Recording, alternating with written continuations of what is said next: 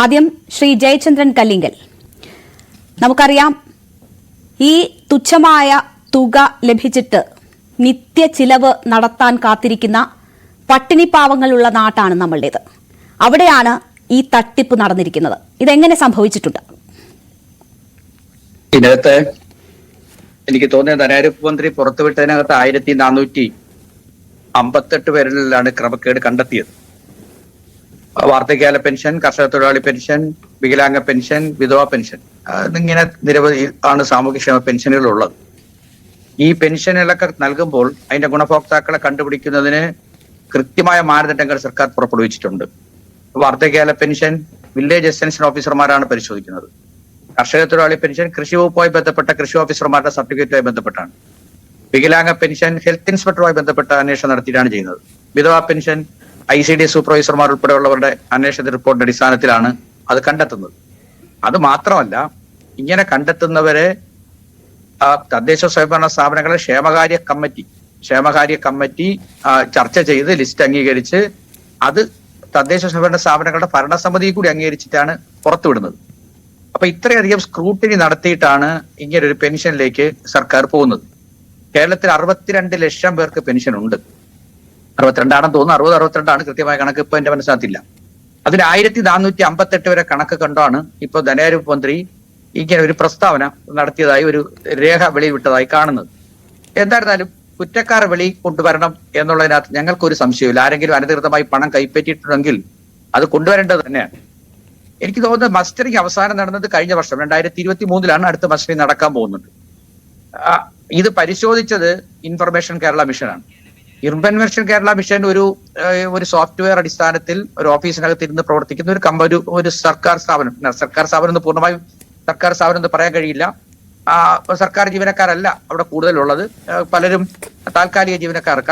അതിന്റെ ക്രെഡിബിലിറ്റി ഒന്നും ഞാൻ ചോദ്യം ചെയ്യുന്നില്ല, അത് കൊടുത്ത രേഖകളെയും ചോദ്യം ചെയ്യുന്നില്ല. സ്വാഭാവികമായി അത്തരത്തിലുള്ള കണ്ടെത്തലിലൂടെ ആണ് ബഹുമാനപ്പെട്ട ധനകാര്യ മന്ത്രി ഇങ്ങനെ ഒരു പ്രസ്താവന അല്ലെങ്കിൽ ഒരു റിസൾട്ട് വെളിവിട്ടിരിക്കുന്നത്. എന്തായിരുന്നാലും സർക്കാർ ജീവനക്കാർ ആരെങ്കിലും ഇതിനകത്ത് ഉൾപ്പെട്ടിട്ടുണ്ടെന്ന് ഉറപ്പാണല്ലോ. 1458 വരെ വെളി വന്നല്ലോ. ഇതെങ്ങനെ സംഭവിച്ചു എന്ന് നമുക്ക് അത്ഭുതം തോന്നുകയാണ്. വരുമാന സർട്ടിഫിക്കറ്റ് 1 ലക്ഷം രൂപയാണ് വരുമാന സർട്ടിഫിക്കറ്റ്. സർക്കാർ ജീവനക്കാർക്ക് ആർക്കും വരുമാന സർട്ടിഫിക്കറ്റ് വാങ്ങിയാൽ കൃത്യമായി ജീവനക്കാരാണെന്ന് അറിഞ്ഞാൽ ഫാബ്രിക്കേറ്റഡ് ആയിട്ടല്ല ആപ്ലിക്കേഷൻ കൊടുക്കുന്നതെന്നുണ്ടെങ്കിൽ കൃത്യമായി സാലറിയുടെ ബേസിലാണ് വരുമാന സർട്ടിഫിക്കറ്റ് നൽകുന്നത്. അപ്പോൾ ഒരിക്കലും 1 ലക്ഷം രൂപയ്ക്ക് കൂടിയുള്ളവർക്ക് വരുമാന സർട്ടിഫിക്കറ്റ് കിട്ടാൻ മാർഗമില്ല. 2, ഇതിനകത്തൊരു സാധ്യത റേഷൻ കാർഡിൽ അച്ഛനും അമ്മയുടെ പേരിന്റെ കൂടെ വിവാഹം കഴിക്കാത്തതോ വിവാഹം കഴിച്ചതോ ആയ സർക്കാർ ഉദ്യോഗസ്ഥർ ഉൾപ്പെട്ടാൽ വിവാഹം കഴിച്ചിട്ടില്ലെങ്കിൽ അവരുടെ വരുമാനത്തിൽ കൂടെ കൂട്ടണം. അങ്ങനെ കൂട്ടാത്തതുകൊണ്ടാണോ സംഭവിച്ചത്? 2, വികലാംഗ പെൻഷൻ മറ്റതെല്ലാം 60 വയസ്സ് കഴിഞ്ഞവരൊക്കെ കിട്ടുള്ളൂ. അപ്പൊ അതിനകത്തൊന്നും സർക്കാർ ജീവനക്കാരെ പേരിൽ ഉൾപ്പെടാൻ ഒരു സാധ്യതയില്ല. 2, വികലാംഗ പെൻഷനാണ്. വികലാംഗ പെൻഷൻ വാങ്ങിക്കൊണ്ടിരുന്നവർക്ക് സർക്കാർ ജോലി കിട്ടിയപ്പോൾ ആ പെൻഷൻ സ്വീകരിച്ചുകൊണ്ടിരിക്കുന്നു. 3, ഇതിനകത്ത് എണ്ണം കൂടുതൽ പറഞ്ഞത് വിദ്യാഭ്യാസ വകുപ്പ്, ആരോഗ്യ വകുപ്പ് ഉൾപ്പെടെയുള്ളവരാണ്. പിന്നെ കോളേജ് പ്രൊഫസറേയും പിന്നെ ഇവരെ കാര്യം പറയുന്നു, അതിനെക്കുറിച്ച് കൂടുതൽ അന്വേഷിക്കേണ്ടതുണ്ട്. അപ്പൊ അത്തരത്തിൽ ഏതെങ്കിലും PTS പാർട്ട് ടൈം സ്വീപ്പർമാർക്ക് എനിക്ക് തോന്നുന്നു 1 ലക്ഷം രൂപയ്ക്ക് താഴെ വരുമാനമുള്ളൂ. 9000 രൂപയ്ക്ക് ശമ്പളം വാങ്ങുന്നവരുണ്ട്, അതിന് കൂടുതലുണ്ട്. എന്നാലും ആദ്യമൊക്കെ കാലഘട്ടത്തിൽ 1 ലക്ഷം രൂപ താഴെ വരുമാനം വാങ്ങുന്നവരുണ്ടാവും അതിനകത്ത്.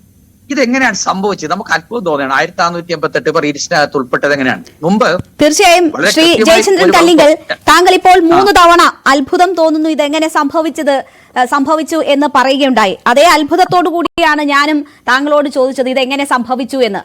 നോക്കൂ, നിരവധി തലങ്ങളിൽ പരിശോധനകൾക്ക് ശേഷമാണ് ഇതിലേക്ക് എത്തുന്നത് എന്ന് പറഞ്ഞു. നമുക്കറിയാം അതിൽ ഏതെങ്കിലും ഒരു ചെറിയ മാനദണ്ഡം ലംഘിക്കുന്ന ഒരു പാവപ്പെട്ടവന് പെൻഷൻ ലഭിക്കില്ല. അങ്ങനെ എത്ര സംഭവങ്ങൾ നമ്മൾ കണ്ടിട്ടുണ്ട്. പക്ഷേ ഇവിടെ സർക്കാർ ജീവനക്കാരായ ഗസറ്റഡ് ഉദ്യോഗസ്ഥർ ഉൾപ്പെടെയുള്ളവർക്ക് ലഭിച്ചിരിക്കുന്നു എന്ന വിവരമാണ്. താങ്കൾ ഈ റിപ്പോർട്ടിനെ യാതൊരു പരിശോധനയും ഇല്ലാതെ ഇൻഫർമേഷൻ കേരള മിഷൻ നൽകിയ ഈ വിവരം സർക്കാർ അങ്ങ് പുറത്തുവിട്ടു. അതിന്റെ ആധികാരികതയിലുള്ള സംശയമാണോ താങ്കൾ ഉന്നയിക്കുന്നത്? അല്ല, ഞാൻ പറയട്ടെ. ഇതിനകത്ത് ഇൻഫർമേഷൻ കേരള മിഷൻ ഇതെങ്ങനെ പരിശോധിച്ചതിനെ സംബന്ധിച്ചിട്ട് നമുക്ക് അറിഞ്ഞുകൂടാ. അതിനെക്കുറിച്ച് അതിന്റെ ആധികാരികത ചോദ്യം ചെയ്തൊന്നുമില്ല. ധനകാര്യ മന്ത്രിയുടെ പുറത്തു വിട്ടതുള്ളത് കൊണ്ട് തന്നെ ആധികാരിക ചോദ്യം ചെയ്ത് ധനമന്ത്രി ഒരു കാര്യം കൂടി പറഞ്ഞു. ഇപ്പൊ വന്നിരിക്കുന്നത് കുറച്ച് വിവരങ്ങൾ മാത്രമാണ്. പൂർണ്ണ വിവരം വന്നാൽ നിങ്ങൾ ഞെട്ടുമെന്ന് മാധ്യമങ്ങളോട് ധനമന്ത്രിയാണ് പറയുന്നത്. അദ്ദേഹം പറയുന്നു. അല്ല, ഞാൻ പറയട്ടെ ഒന്നുകൂടി പറഞ്ഞോട്ടെ. നമ്മൾ ഇതിനു മുമ്പ് ഈ 2021 തോന്നുന്നു BPL റേഷൻ കാർഡുമായി ബന്ധപ്പെട്ടൊരു പരിശോധന നടന്നിരുന്നു. BPL റേഷൻ കാർഡുമായി ബന്ധപ്പെട്ടൊരു പരിശോധന. സർക്കാർ ഉദ്യോഗസ്ഥർക്ക് BPL റേഷൻ കാർഡ് വാങ്ങുന്നു എന്ത് കൃത്യമായിട്ട് ആ വിവരം പരിശോധിക്കുകയും BPL റേഷൻ കാർഡ് മുഴുവൻ ഒഴിവാക്കാൻ സാധിക്കുകയും ചെയ്തു. അത് നന്നായി പരിശോധന നടത്തി ഒഴിവാക്കാൻ കഴിഞ്ഞു.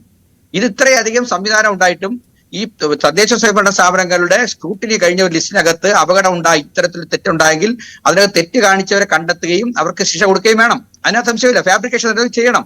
പക്ഷേ എനിക്കിപ്പോഴും അതിനകത്ത് മനസ്സിലാവാത്ത കാരണം ഇൻഫർമേഷൻ കേരള മിഷൻ എന്നൊരു സ്ഥാപനത്തിൽ ഇതെങ്ങനെയാണ് കണ്ടെത്തിയതിനെ സംബന്ധിച്ച് സുതാര്യമായ ഒരു അന്വേഷണം നടന്നോ? ഇത് ഏതെങ്കിലും കുടുംബത്തിൽ അച്ഛൻ്റെ അമ്മയുടെ അല്ല റേഷൻ കാർഡ് ഉൾപ്പെട്ടവരുടെ പേരാണ് ഉൾപ്പെട്ടു പോയത്?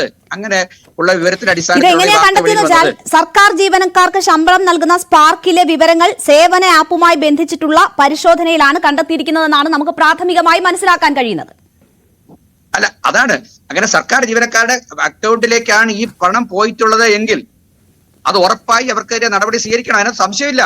അത്തരം ഗുരുതരമായ ഫാബ്രിക്കേറ്റായി വിവരം കൊടുത്ത് ഈ പാവങ്ങളുടെ 1600 രൂപ കൈപ്പറ്റാൻ നിൽക്കുന്ന സർക്കാർ ഉദ്യോഗസ്ഥരുണ്ടെങ്കിൽ അത് പിരിച്ചുവിടാൻ വേണം. അതിനകത്ത് സംശയമൊന്നുമില്ല. പക്ഷെ അന്വേഷണം കുറച്ചുകൂടി സുതാര്യമാവണമെന്ന് മാത്രമേ പറഞ്ഞുള്ളൂ. ശരി, അപ്പോൾ ഈ റിപ്പോർട്ടിനെ താങ്കൾ അതിന്റെ ആധികാരികതയിൽ സംശയമില്ല താങ്കൾക്ക്? അങ്ങനെയില്ല. ഏതായാലും ആധികാരികതയിൽ ധനകാര്യ മന്ത്രിയുടെ പുറത്തുവിട്ടത്, കേരളത്തിന്റെ ധനകാര്യ വകുപ്പ് മന്ത്രി പുറത്തുവിട്ട റിപ്പോർട്ടിനെ അവിശ്വസിക്കേണ്ട കാര്യമില്ല. പക്ഷേ അതിനെ കൂടുതൽ പഠിക്കാനും കൂടുതൽ സംവിധാനങ്ങളിലേക്ക് ഇത് പരിശോധിക്കാനും പ്രാദേശികമായി ഇതെങ്ങനെ സംഭവിച്ചു എന്നുള്ളത് കണ്ടെത്താനും ബാധ്യത സർക്കാരിനുണ്ട്. എന്ന് വെച്ചാൽ കൂടുതൽ പരിശോധന എന്ന് വെച്ചാൽ ഉണ്ടാകുന്ന കാര്യം എന്ന് വെച്ചാൽ ഇത് കുറ്റക്കാർക്കെതിരെ നടപടി ഉണ്ടാകുന്നത് നീളും. മറ്റൊന്ന് വേണ്ടപ്പെട്ടവരെയൊക്കെ രക്ഷിച്ചെടുക്കാനുള്ള ഒരു സാവകാശവുമാണോ തേടുന്നത്? അല്ല, പ്രാഥമികമായി തന്നെ നടപടി എടുക്കാൻ ഒരു പ്രയാസമില്ല. സംശയം ഉണ്ടെങ്കിൽ നടപടി എടുക്കാം. സംശയം ഉണ്ടെങ്കിൽ കുറ്റക്കാർക്കെതിരെ നടപടി എടുക്കുന്നതിന് ആരും തടസ്സമില്ല. നടപടി എടുക്കുക തന്നെ വേണം. അതിന് സംശയമൊന്നുമില്ല. അങ്ങനെ കുറ്റക്കാർ രക്ഷപ്പെടുത്താനോ അത് അന്വേഷണം നീട്ടിക്കൊണ്ടുപോകാനോ അങ്ങനെ ഒരു അടിസ്ഥാനത്തിലല്ല അങ്ങനെ ഒരു വാദഗതി ഉന്നയിച്ചത്. ശരി, പാവപ്പെട്ടവരിൽ പാവപ്പെട്ടവരായ സാധാരണക്കാർക്ക് കിട്ടേണ്ട ഏറ്റവും അർഹതപ്പെട്ട എല്ലാവർക്കും കിട്ടുന്നു എന്ന് നമുക്ക് ഉറപ്പുപോലും ഇല്ലാത്ത കാര്യമാണ്. അതിൽ ഏറ്റവും അർഹരായവർക്ക് കൊടുക്കാൻ ഉദ്ദേശിച്ചിട്ടുള്ള പദ്ധതിയാണ്. അവിടെയാണ് ഇങ്ങനെ ഒരു സംഭവം, തട്ടിപ്പ് നടന്നിരിക്കുന്നു, പകൽക്കൊള്ള നടന്നിരിക്കുന്നു എന്ന വിവരം പുറത്തു വരുന്നത്. ശ്രീ CR നീലകണ്ഠൻ,